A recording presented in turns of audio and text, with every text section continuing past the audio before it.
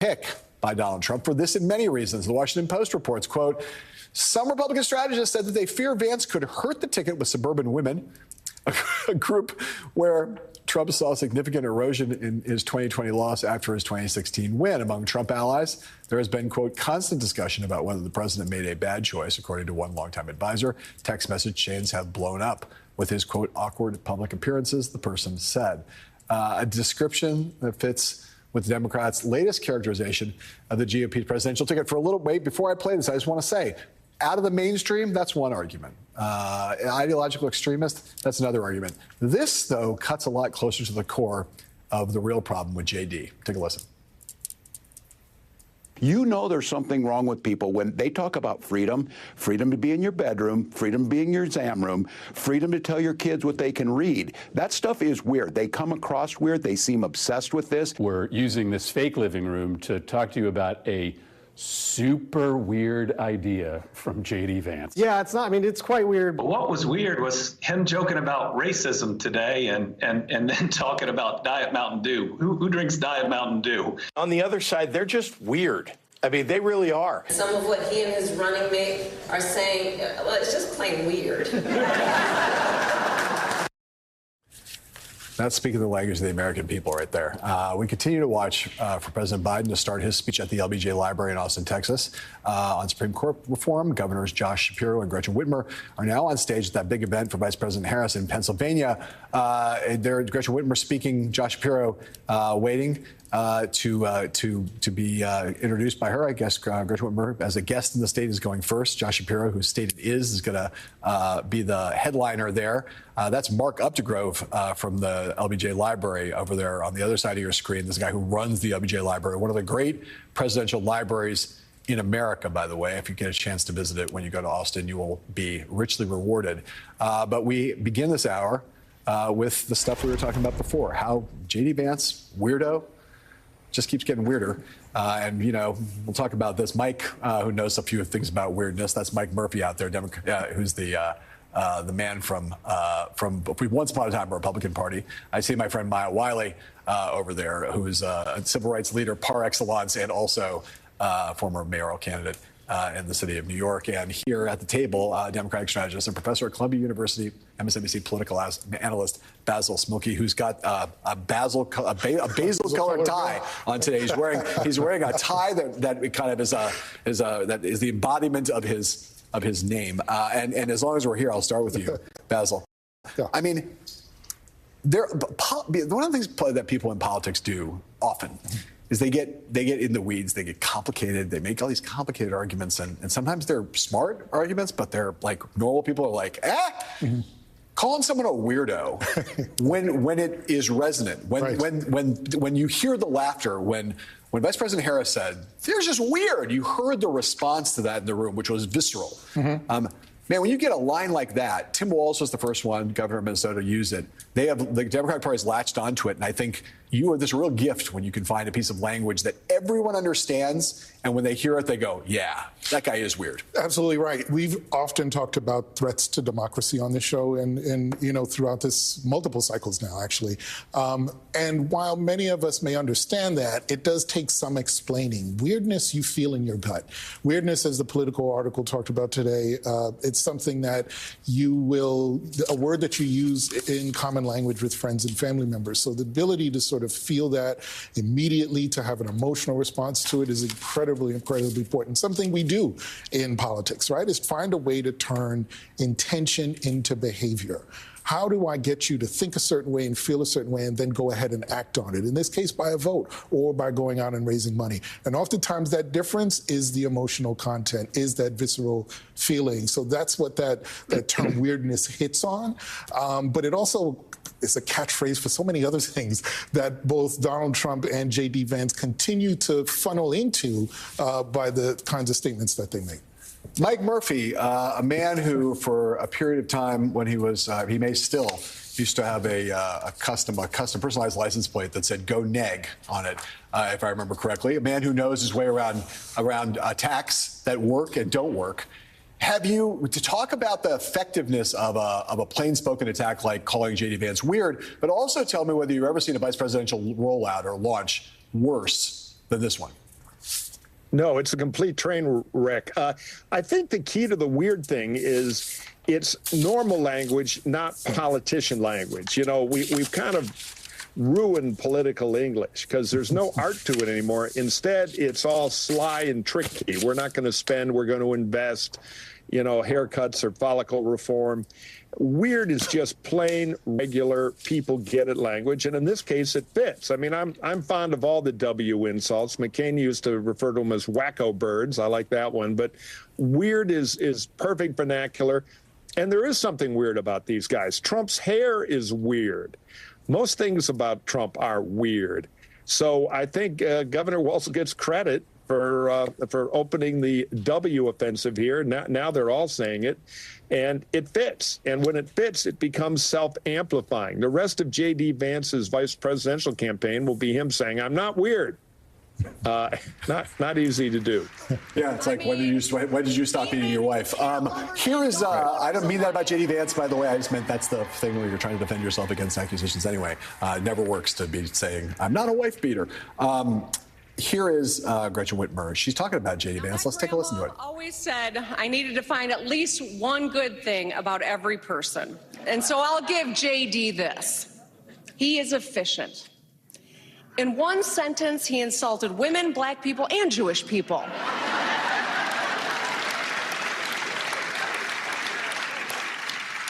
That's efficient. And that's all I got. Trump and Vance want to take us backwards, but we're not going back. Our response to them is simple: hell no. Are we going back to less freedom? Are we going back to cronies and crooks who help themselves at our expense? Are we going back to dangerous extremists? Oh, you're so good at this. Thank you. My friends, the choice is clear. We are moving forward. We are going to build a brighter future and a new chapter for America with Kamala Harris. Can you say hell yeah? Kamala Harris, the prosecutor who keeps communities safe. Kamala Harris, the senator who knows how to deliver results. Kamala Harris, the vice president who puts America back on track. Michiganders and Pennsylvanians have a big job over the next 99 days. We are on the front lines. We all remember 2016, where Trump won our states by less than 55,000 votes. That's just 366 votes a county. Now you tell me, can you make 366 calls? Well, come on, hell yeah. Can you knock on 366 doors? Can you donate $36.60? When we do the work, we win. We sealed the deal for Joe Biden. Let's seal the deal for our next president, Kamala Harris. Yes.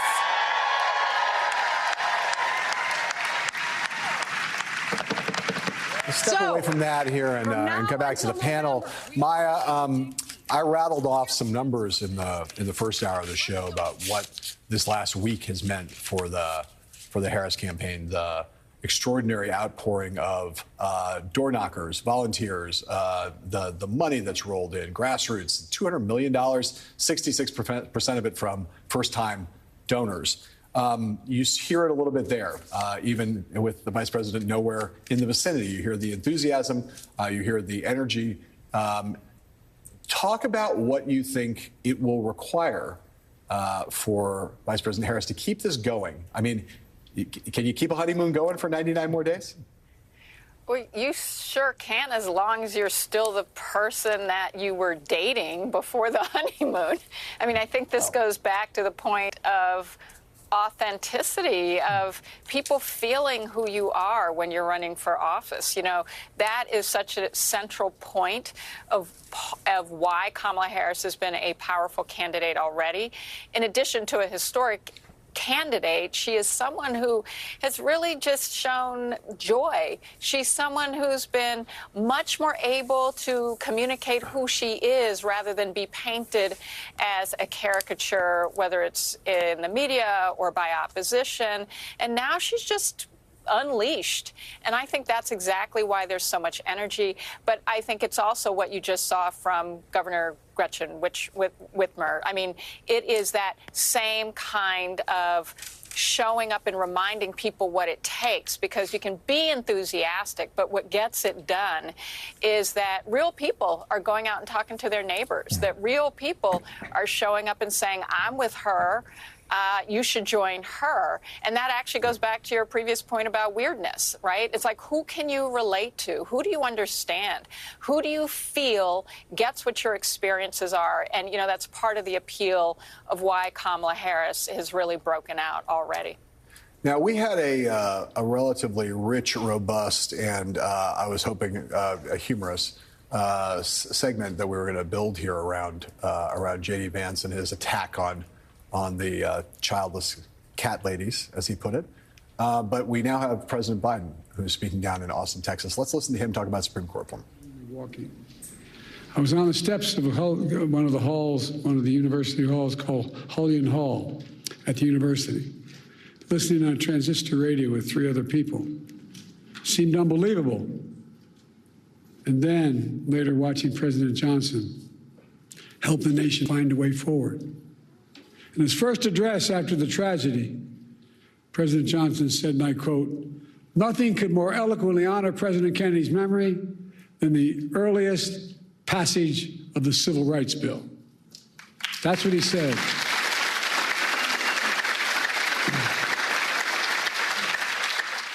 As a kid coming up, I always admired President Johnson for his public service, whether it was a school teacher in South Texas, master of the United States Senate, historic vice president and president. His philosophy was simple. In a great society, no one should be left behind. He'd say, it's time for us to come to see that every American gets a decent break and a fair chance to make good. And as Andy Young said, President Johnson met repeatedly with the civil rights leaders and built a coalition to bring that vision to life. And he did. He brought it to life.